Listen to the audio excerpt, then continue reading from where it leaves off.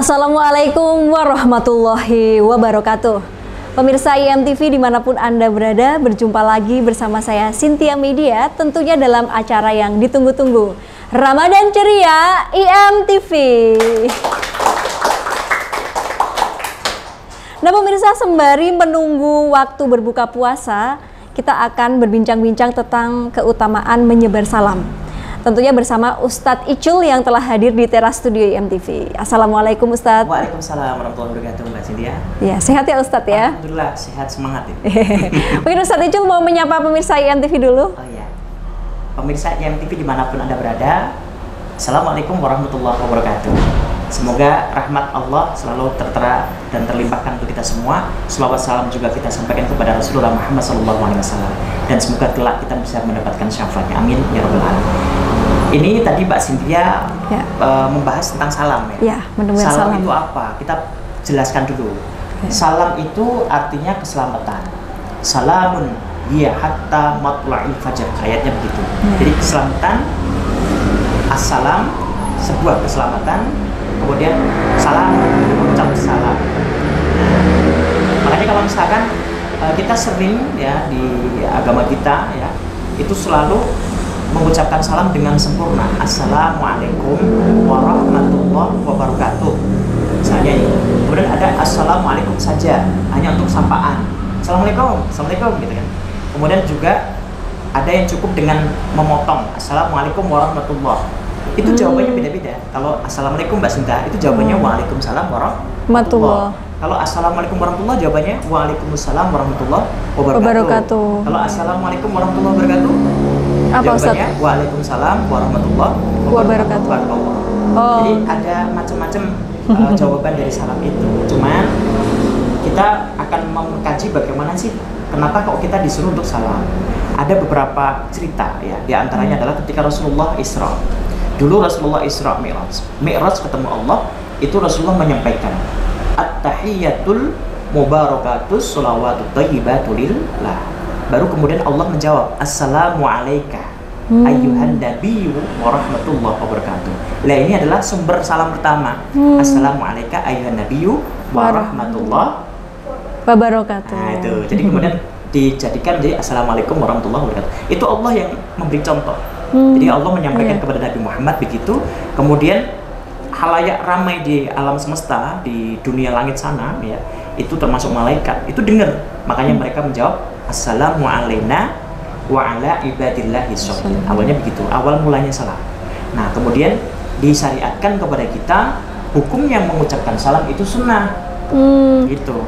Makanya Rasulullah berpesan kepada Sayyidina Ali juga waktu beliau masih hidup, waktu masih berkumpul maksud saya, itu menyampaikan gini, ibda man laqita minal muslimin nabi salam yaktubullahu laka 20 hasanatan wa ruddas salam wallahu yaktubu liman raddahu 40 hasanatan. Jadi kalau bertemu dengan sesama muslim itu mengucapkan salam 2 kebaikan. 20 kebaikan. 20 kebaikan. Tapi yang menjawab itu mendapatkan 40 kebaikan. Lebih banyak ya Ustaz? Ya, karena yang menjawab hukumnya wajib. Kalau yang mengucapkan hukumnya sunnah. Dan itu disampaikan oleh Rasulullah kepada Sayyidina Ali, itu dikatakan dengan jelas ibda man laqita minal muslimin. Jadi hanya untuk orang Islam. Iya. Salam itu awalnya itu untuk sesama muslim. Jadi assalamualaikum warahmatullahi atau assalamualaikum warahmatullahi wabarakatuh itu khusus untuk sesama muslim. Mengapa? Karena Rasul mengatakan yang mengucapkan salam itu dapat 20 kebaikan. 20. Yang menjawab waruddas salam wallahu yaktubu liman raddahu 40. Yang menjawab 40 kebaikan. Berarti yang mengucapkan sama yang menjawab itu pahalanya banyak kan ya? Yang menjawab. Makanya yang menjawab hukumnya wajib. Itu surat jawab salam. Karena hukumnya wajib, karena pahalanya lebih banyak.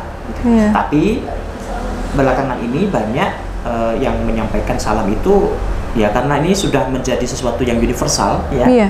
Salam itu bisa disampaikan kepada siapapun, entah itu dia muslim ataupun tidak.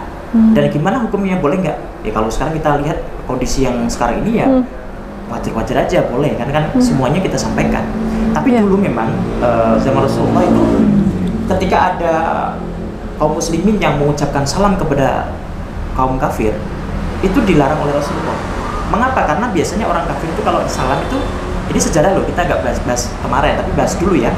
Itu Rasulullah melihat ada orang kafir itu mengatakan gini, assalamualaikum.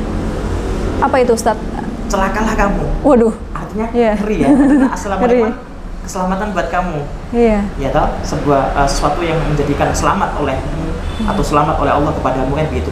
Nah, tapi ini sampai mengatakan assalamualaikum. Kemudian Rasulullah, kamu nggak usah jawab dengan kata-kata yang waalaikumsalam, tapi cukup menjawab dengan singkat waalaikum. Waalaikum aja. Nah, ini hadis Bukhari ya, waalaikum gitu aja. Kenapa? Karena kalau misalkan menjawabnya waalaikumsalam ya malah mencemooh lagi. Cukup untuk kamu juga gitu. Jadi nggak usah mengulang kata-kata buruk itu, tapi cukup dengan untuk kamu juga. Itu awalnya mulanya. Makanya kemudian Rasulullah, udah ini untuk sesama muslim saja. Karena saling mendoakan. Tujuannya salam kan mendoakan. Nah, Al-Quran, udkhuluha bisalamin aminin. Masuklah ke surga dengan salam yang diterima. Jadi artinya kita assalamualaikum, ketemu malaikat Ridwan, assalamualaikum ya malaikat Ridwan, wajahnya ceria, dibukakan pintu surga. Iya, luar biasa. Tapi kalau di neraka jangan.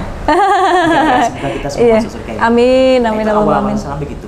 Makanya salam itu mengandung unsur doa, dan yang mengucapkan dapat 20 kebaikan, yang menjawab 40 kebaikan. Tapi ya yang menjawab sebaiknya tetap harus menjawab karena hukumnya wajib. Tapi kalau yang mengucapkan salam kan sunnah. Makanya kalau misalkan Mbak Cynthia pengen dapat pahala banyak, setiap orang disalami aja, assalamualaikum, assalamualaikum.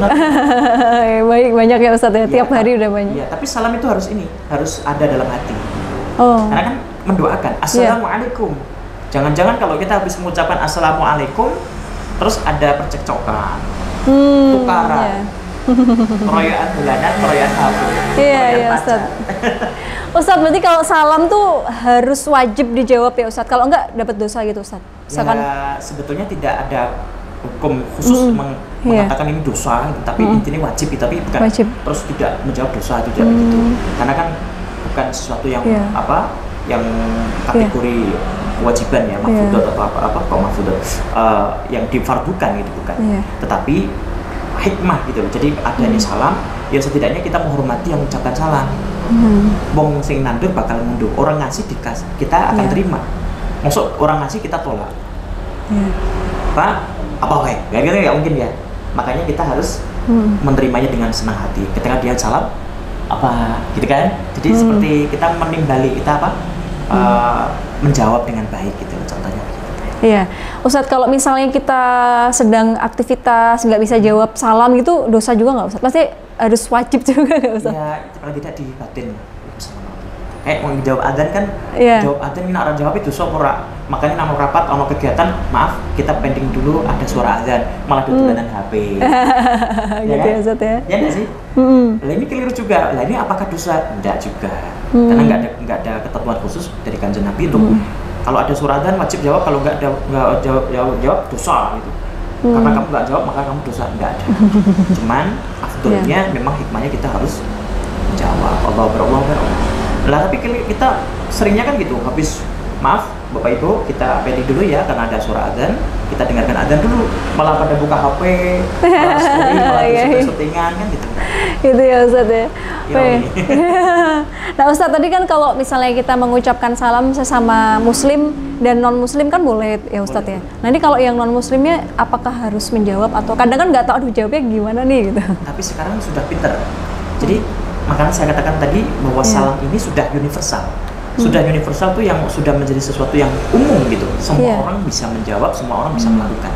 Bahkan semua presenter di media itu semuanya kan baik muslim ataupun tidak, dia bisa mengucapkan salam, assalamualaikum.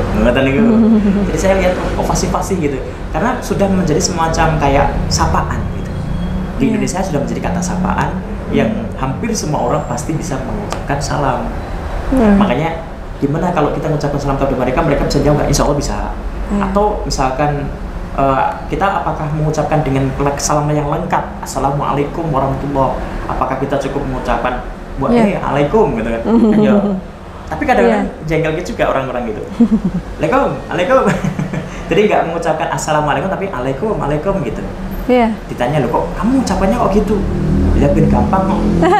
Rano sini rano wonge ben contohnya orang Jawa kan pulau nuwun gitu kan, jadi alaikum gitu. Alaikum gitu.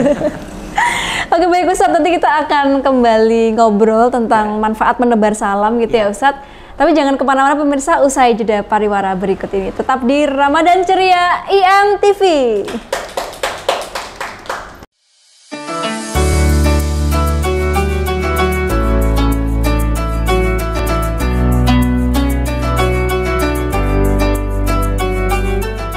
Mengangkat topik di sekitar kita, menghadirkan narasumber yang kompeten, berwawasan luas, menginspirasi, mengedukasi, dan menghibur. Pasti pemirsa juga penasaran bagaimana sih cerita awalnya menjadi Putra Jawa Tengah 2024. Kadang latar belakangnya berbeda. Ada yang mungkin sudah berpengalaman. Sebaik-baik manusia adalah manusia yang paling bermanfaat untuk manusia lainnya. Saksikan program acara Talkshow Podcast on IMTV pukul 20.00 waktu Indonesia Barat. IMTV lebih dekat menginspirasi. Nonton ya lur.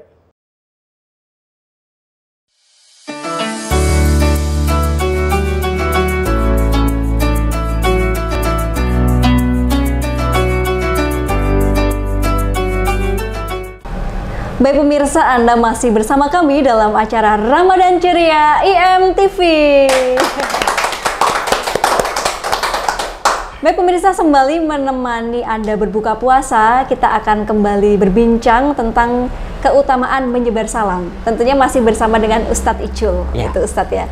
Baik Ustadz, tentang manfaat menyebar salam itu Ustadz ya. Nah ini kalau seandainya saya nih Ustadz misalkan lagi baca Quran gitu atau lagi sholat gitu, terus tiba-tiba ada yang ngetuk pintu ngucapin assalamualaikum. Itu kita wajib menjawab salam enggak Ustadz? Tidak wajib, tapi memberi kode. Misalkan baca Quran surat An-Nas, Qul a'udzu birabbin nas. Yang kata Malikin nas, ada sholat gitu kan. Jadi yang salam, berarti lagi sholat. Lagi sholat. Jadi ada kode-kode, tapi enggak harus begitu juga. Kalau misalkan memang khusyuk, dengan sholatnya kan khusyuk. Allahu Akbar, ada salam enggak dengar, enggak usah. Karena itu kewajiban jenengan bersama Allah. Itu lebih utama. Karena kan ada wajib dengan wajib, ada dengan sunnah. Nah ini wajib dengan yang lebih wajib lagi, maka yang diutamakan yang paling wajib yaitu ketika sholat. Maka kalau ada orang yang salam kemudian kita lagi sholat, yuk nggak usah jawab salam. Soalnya salam juga nggak wajib dijawab juga kalau ada tempat-tempat tertentu. Contohnya Mbak Cynthia itu sholat menjadi imam.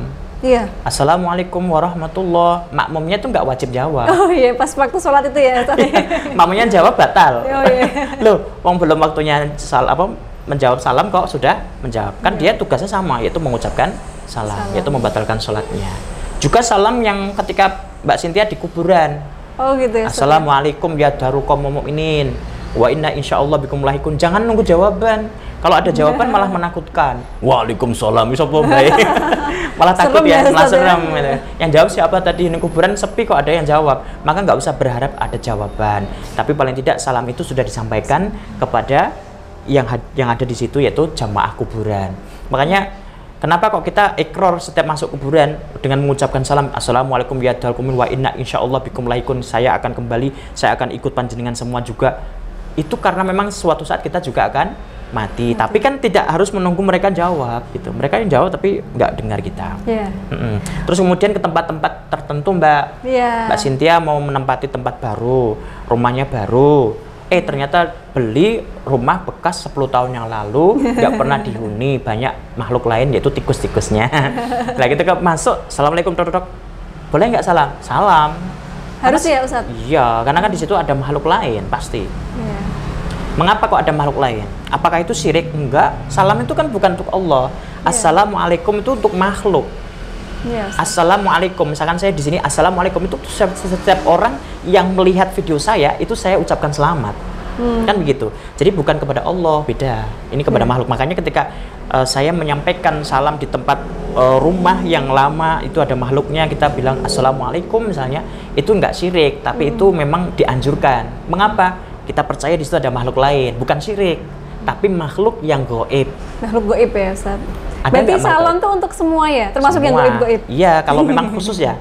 Maksudnya Mbak Cynthia pengen biar aman, kita tak salam biar nggak ada yang kesurupan misalnya. Boleh. Kenapa? Karena di situ ada makhluk penjaganya. Karena Allah sudah menjelaskan alimul ghaibi wa syahadati huwar rahmanur rahim. Alimul ghaibi wa syahadah. Syahadah itu kita ini yang nampak, yang konkret. Tapi kalau yang ghaib itu yang abstrak, yang nggak terlihat. Lah seperti alam-alam ghaib itu, makhluk-makhluk astral itu kan masuk di dalam kategori yang tak terlihat, ghaib. Alimul ghaibi wasyahadati. Jadi Allah yang maha mengetahui alam yang nyata seperti ini dan juga alam yang ghaib. Lah jadi itu boleh. Jadi setiap jembatan itu, ojo ditintin marake syirik. Enggak, itu kan ngebel. Masa buka jendela, Assalamualaikum, kan bisa boleh-boleh aja. Tapi kalau misalkan didim atau tin gitu kan boleh. Nah boleh nggak? Boleh, kan itu ada penghuninya. Ya, Ustaz, itu percaya ya, nggak? Percaya, itu alam gaib itu ada. Alam gaib ada ya Ustaz ya. Makanya salam itu kita nggak bisa lihat. Tidak hanya untuk orang yang syahadah yang muncul-muncul ini atau yang nampak di mata kita, tapi juga kepada seluruh yang tidak terlihat. Gitu. Oke Ustaz. Itu tadi kalau di tempat-tempat gaib harus ngucapin ya Ustaz ya, biar selamat gitu ya. Biar aman gitu, demi kebaikan bersama. Oke. Nah Ustaz, kadang kan kita kayak lagi jutaan. Apa sih bahasa Kucek. Ya lagi ini musuhan lah, apalagi berantem sama orang gitu kan. Terus ada yang kayak biasanya temenan terus tiba-tiba berantem. Terus kayak Assalamualaikum karena lagi marah. Terus tiba-tiba jawabnya Waalaikumsalam. Nah itu gimana tuh Ustaz? Nggak apa-apa, kan sudah ada ucapan baik walaupun marah itu. Kayak tadi kasusnya apa, misalkan kita lihat ada seorang ibu yang marah sama anaknya yang diucapkan yang baik-baik gitu. Ini kan sahabat kita, sohib itu kan, bestie gitu. Bestie. Kan akhirnya kalau misalkan mengucapkan kata-kata mutiara kan yo enggak lah. Jadi kita sebaiknya yang baik-baik. Misalkan marah pun bisa mungkin, "Hei, bestie, kenapa kamu?" Gitu. Jadi makanya ketika mengucapkan salam, Assalamualaikum, dalam kondisi marah, tidak apa-apa. Nanti dengan begitu kan kita akan geli sendiri. Aku kok marah ya? Assalamualaikum, apik doa nih. Tak kasih doa kepada Allah, minta kepada Allah, tak kasih doa ini. Semoga Allah memberikan keselamatan untukmu. Masa ambil marah. Semoga Allah ngasih keselamatan untukmu. Masa marah. Itu kan kadang-kadang kita juga akan menjadi orang yang akan ditegur sendiri oleh kita sendiri. Kenapa harus marah? Tapi nggak apa-apa. Daripada nggak sama sekali. Wong itu juga sudah merupakan bahasa umum atau sapaan. Gitu ya Ustaz ya. Tadi kok Assalamualaikum ini udah mulai ya Ustaz ya. Boleh. Okay. Ini pernah ngalami. Dulu waktu kecil. Jadi kayak pas marahan. Cengkel gitu ya. Ya, Assalamualaikum, jawabnya Waalaikumsalam. Terus kadang tuh kalau kayak gitu dosa nggak ya Ustaz? Misalkan tuh dulu teman saya tuh pernah namanya anak-anak SMP gitu ya. Jadi ada gurunya yang ngucapin salam, dia jawabnya Waalaikumsalam warahmatullahi dibalang watu gitu-gitu Ustaz. Pernah itu, pernah. Gitu, teman saya ada yang kayak gitu Ustaz. Ya. Lah, itu kan gini. Kalau syariatnya memang Allah sudah memberi contoh Assalamualaikum ayyuhan nabiyyu warahmatullahi wabarakatuh. Itu memang apa susunan kata-katanya itu dari Allah. Ketika Rasulullah Mi'raj ya. Nah, ketika kemudian diadopsi, kemudian diambil untuk menjadi salamnya kita, maka kan kita berdasarkan apa yang disampaikan oleh Rasulullah. Tapi kalau misalnya itu candaan, ya itu enggak masalah sebetulnya. Cuman kan kurang afdol, kok rotok jangkang gitu loh, kok wani maksudnya salam itu yang kebaikan, yang memang sudah syar'i ya, sudah dibawa oleh Rasulullah seperti itu, kok diubah-ubah, kan kasihan gitu. Walaupun tidak berdampak lurus kepada, nanti dosanya besar, enggak. Tapi paling tidak kan ada pelecehan. Pelecehan di dalam salam gitu kan. Gitu ya, nah, adabnya enggak ada. Tapi kalau misalkan dikatakan, wah ini dosa khusus, enggak. Gitu. Tapi yo dosa-dosa mereka melecehkan tadi itu deh. Oke, Ustaz Icul tadi kan dibilang bahwa kalau yang mengucapkan salam mendapat 20 kebaikan. Betul. Kalau yang menjawab salam 40 kebaikan gitu Ustaz. Nah itu selain pahala itu tuh apa aja Ustaz manfaat lain dari menyebar salam? Salah satunya adalah membuat kita semakin bahagia, sahabatnya semakin banyak, dan kerukunan umat manusia, persatuan bangsa menjadi sangat utuh gitu. Kenapa? Karena salam itu kan prinsipnya adalah keselamatan bersama, kerukunan bersama. Wujud dari budaya nasional kita adalah gotong royong yang mengedepankan kerukunan dan keakraban. Nah, salam ini adalah meluruskan yang awalnya salah paham menjadi baik, lurus gitu. Kemudian yang awalnya musuhan menjadi sahabat, yang awalnya bersitegang menjadi rukun kembali. Gotong royong semakin kuat. Itu salam. Makanya kalau orang-orang Timur Tengah itu sering mengatakan begini, Indonesia itu kenapa sih suka salaman? Ya, betul. Karena ini adalah interpretasi dari Assalamualaikum. Assalamualaikum, salaman. Sambil salaman gitu ya. Ini sahabat. Assalamualaikum, selamat buat kamu dari Allah. Ini kita berjabat tangan, kita bersahabat. Gitu. Makanya itu namanya salam gitu ya, salaman terus gitu kemudian ya, ditambahi an, salaman. Awalnya kan begitu. Makanya budaya kita itu sudah betul-betul Islami sebetulnya. Budaya salaman, budaya bersahabat, budaya besti gitu kan bagus ya. Tapi besti yang baik loh ya. Iya, besti yang baik. Baik Ustadz Icul, nggak terasa kita udah 30 menit menemani pemirsa IMTV berbuka puasa gitu, sambil menunggu berbuka. Ustadz mungkin bisa disampaikan closing statement gitu, motivasi untuk pemirsa IMTV. Ya, pemirsa IMTV dimanapun Anda berada, kita harus rajin mengucapkan salam dimanapun kita berada. Kita mengucapkan salam dengan sahabat kita yang berada di depan kita itu lumrah dan sunnah. Tapi yang menjawab ya sebaiknya menjawab karena hukumnya wajib. Tetapi ingat, salam di sini bukan berarti hanya semacam seremonial, tapi adalah diuntukkan kepada kita supaya hati kita semakin bersatu, rukun terhadap sesama. Karena Pak, prinsip dari salam itu adalah keselamatan bersama, kerukunan bersama, persatuan bersama. Mudah-mudahan kita selalu bersama dan bersatu. Tidak ada perpecahan di antara kita, dan salam adalah salah satu yang membuat kita semakin utuh kebersamaannya. Terima kasih. Mungkin itu yang bisa saya sampaikan. Baik, terima kasih Ustadz Icul sudah hadir di teras studio IMTV. Kita ngobrol selama 30 menit tentang keutamaan menyebar salam. Dan semoga pemirsa IMTV lancar puasanya sampai dengan hari terakhir, sehat selalu. Dan ingat pesan Ustadz Icul ya, untuk selalu menebarkan salam, menjaga keakraban sebagai masyarakat di Kota Semarang dan warga negara Indonesia. Oke, baik, saya Cynthia Media beserta kru IMTV undur diri, dan jangan lupa untuk selalu menyaksikan Ramadan Ceria setiap hari pukul 17.30 waktu Indonesia Barat, tentunya di IMTV channel 36 UHF. Baik, demikian perjumpaan kita pada hari ini. Sampai jumpa. Wassalamualaikum warahmatullahi wabarakatuh.